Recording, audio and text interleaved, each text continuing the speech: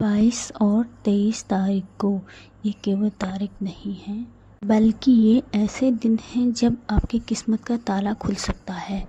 हाँ जी, यहाँ पे मैं बात कर रही हूँ पिठोरी अमावस्या की। ये आ रहे हैं 22 और 23 तारीख को।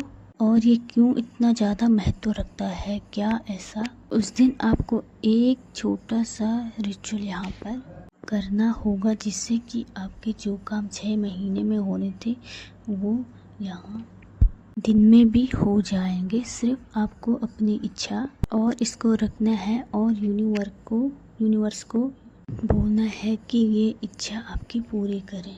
लेकिन यहाँ पे मैं आपको एक तरीका बताने वाली हूँ जिससे कि यह काम आसान हो सकता है। इससे पहले वीडियो को पूरा देखिए, लाइक कमेंट सब्सक्राइब जरूर से कीजिए। सबसे पहले तो मैं ये बता दूँ आपको ये उपाय कब करना है। या तो आप 22 को कर सकते हो इसको, या तो आप 23 की सुबह को कर ले। सबसे बेस्ट होगा 22 की नाइट को कर ले आप इसको।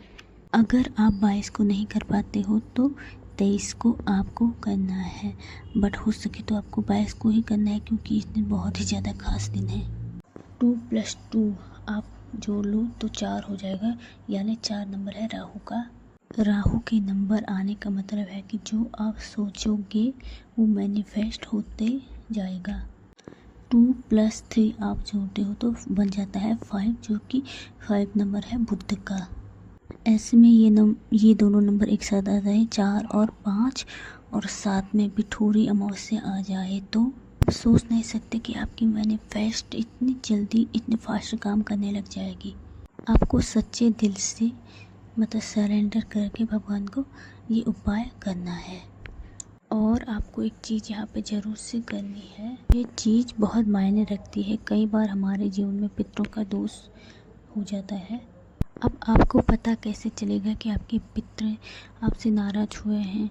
तो या तो बार बार शादी में रुकावट आ रही है, या तो आपके रिलेशनशिप में बार बार लड़ाई झगड़े हो रहे हैं, संतान होने में कोई प्रॉब्लम्स चल रही है। अगर जॉइंट फैमिली में रहते हो तो वहाँ लड़ाई झगड़े बहुत ज़्यादा हो रहे हैं, हद से ज़्यादा बात कहीं से कहाँ पर जा रही है, तो आप समझ लीजिए कि वो कहीं न कहीं इससे ही रिलेटिव प्रॉब्लम है, मतलब पितृदोष।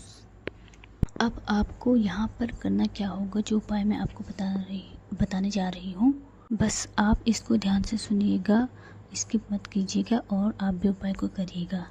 इसके लिए आपको एक सिंपल व्हाइट पेपर चाहिए, और एक पेन चाहिए, और एक लाल धागा चाहिए। अगर लाल धागा नहीं है तो आप कलावा भी ले सकते हैं।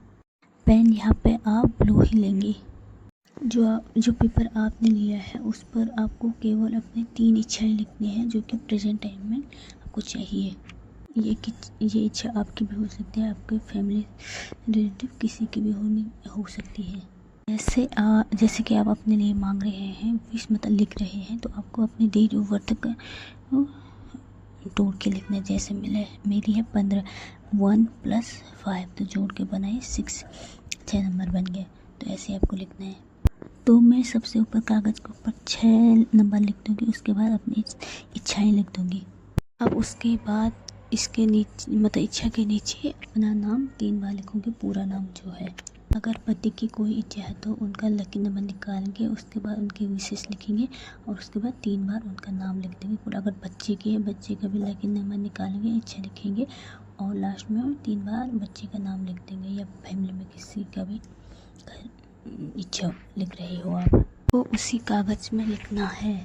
यहाँ पर आपका सवाल ये भी हो सकता है कि आपकी 3 इच्छाएं नहीं हैं, 1 है या 2 है, तो आप अगर आपकी एक इच्छा 1 ही लिखें, 2 है तो 2, 3 है तो 3 ही लिखें, ज़्यादा नहीं लिखनी है।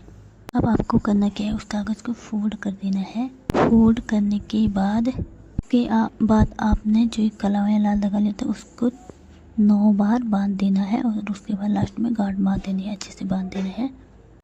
9 बार अच्छे से कागज़ पे लपेटना है, उसके बाद अच्छे से उस पर फंसा देना है। लास्ट में आपको इसमें थोड़े से पानी के छींटे मारने हैं, या तो गंगा जल के छींटे मारने हैं, या तो गुलाब जल के छींटे मारने हैं। उसके बाद आपको कागज हमने छींटे मार के, उसके बाद आपको अपने हाथ में रखना है, और जो भी आपकी इच्छाएं हैं, जो भी आपने लिखी हैं उसको एक बार और बोलना है, अपने इष्ट को याद करते हुए, जिसको भी आप मानते हो उनको याद करते हुए अपनी इच्छाएं बोलनी है। आप इसको अपने मन में भी बोल सकते हैं और मुंह के बाहर भी बोल सकते हो। अब उसके बाद आप इस कागज़ को अपने पिल्लों के नीचे डालकर उसके बाद सो जाएं। आपको रोज़ 9 दिन तक मतलब ये जो ये कागज़ आपने बनाया है उसको अपने हाथ में लेकर भगवान को याद करते हुए, अपने इष्ट देव को याद करते हुए अपनी जो भी इच्छाएं हैं उनको बोलना है और उनका धन्यवाद करना है 5 दिन बाद। उसके बाद हमेशा उसको तकिए के नीचे रखना है और आपको जब 9 दिन कंप्लीट हो जाए, 10वें दिन या 11वें दिन आप इसको पानी में बहा सकते हो, या आप घर के गमले में इसको दबा देंगे, या आप मंदिर में जाकर इसको भगवान के चरण में छोड़ देंगे। अगर आप इस पर्ची को मंदिर में रखोगे तो आपको थोड़े से उसके साथ दान भी रख देने हैं वहाँ पे, या तो दान पेट में डाल देना है या तो उसी के साथ रख देना है। अगर आपको ये उपाय करते करते बीच में पीरियड आ जाए तो आप कंटिन्यू कर सकते हैं, बट आपको जो ये पर्ची है लास्ट में 10वें दिन या 11वें दिन मंदिर में नहीं रखनी है। आप पानी में प्रवास कर सकते हैं या तो मिट्टी में मतलब गमले के अंदर डाल सकते हैं इसको। तो मिलते हैं नेक्स्ट वीडियो में, तब तक आप इन उपायों को कीजिए और आपके साथ और बहुत ही जल्द बहुत सारी जानकारी लेकर आऊँगी।